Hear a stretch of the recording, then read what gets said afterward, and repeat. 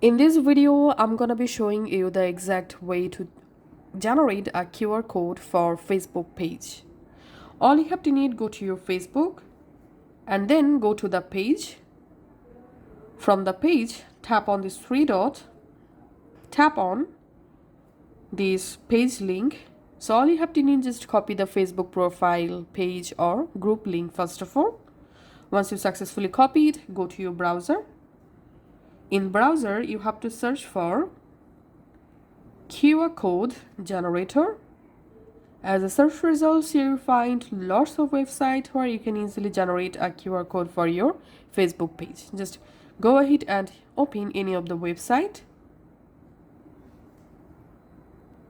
In here, select QR code generator, and I'm selecting URL because I'm going to generate a QR code from a URL.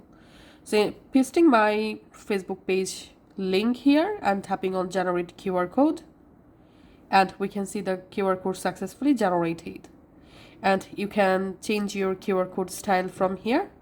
Now just tap on download and tapping on download and just saving the QR code on my gallery.